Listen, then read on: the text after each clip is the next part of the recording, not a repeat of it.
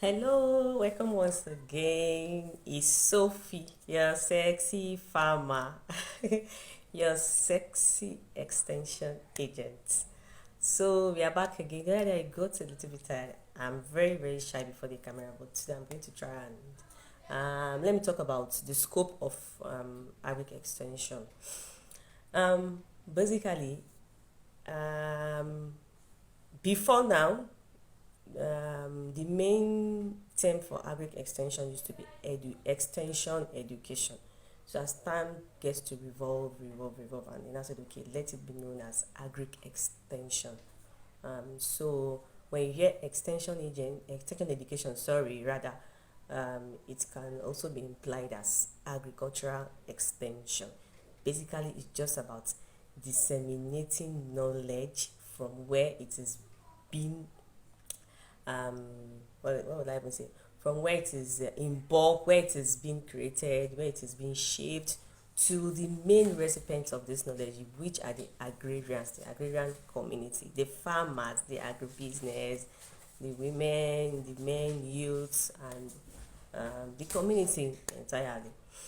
So extension education, extension agents help to carry this information, the useful knowledge, research, updated knowledge, technology, and what have you to the community.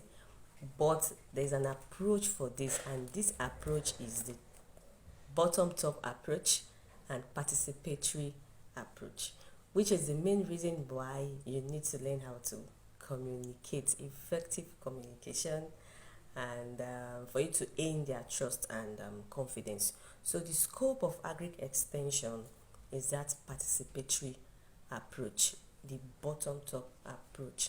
And in this regard, you go to the community, the specific community, designated community, you tend to understand them, because the main aim of agric extension is for you to be able to satisfy the need.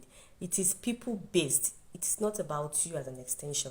The only satisfaction you get is to see that you've been able to make impact in the life of these agrarians. You've been able to make life a little bit easy for them as regards your capacity and the available resources at that moment. You've been able to help a smooth operation for their agricultural activity, and also help accelerate high yield and productivity. In a case where some people tend to extend a new technology to a community, like there's a new adoption. You want to say, okay, there's a new technique for sorghum production, and you now go to a community that actually concentrate more on sorghum production, and you now extend this new updated knowledge, improved seed, whatever, and etc. to them. Then the extension agents, they come and take it up from that place. They now make sure it's now like a supervisory role. They now come and say, okay, well, these farmers have been taught, they've been trained and all that. They are now going to apply it on the farm. So we are now like a guide to make sure that they follow all the good agricultural practices, the yield enhancement techniques to get the result. But what happens in a case where these extension agents are not present? I think you know the answer better than me. Wow, because in agric rather generally, there's no room for so many mistakes. Imagine if you were to cultivate sorghum or maize that takes about 90 days, 3 to 4 months to harvest, and you made a mistake just from planting. So that means for the next 4 months, there's nothing. That means that money invested initially is gone. So even the whole value chain will suffer, because when you don't have um, sorghum to harvest, then what about the value addition, the processing, the marketing, and all that? So that means that chain has been cut off. So that is why the place of extension education, agric extension agents, can never be overemphasized. It's very, very, very important.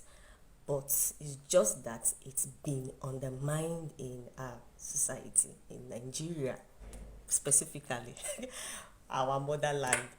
So there's a lot that you're going to learn in extension education. It's not just about their agricultural activity, but their entire livelihood. So that's why we say extension education, extension service covers the entire livelihood of the agrarian community, from their agricultural practices, their health, their education, social welfare, the community infrastructure. And as an entertainment agent, you're supposed to be able to identify all these areas.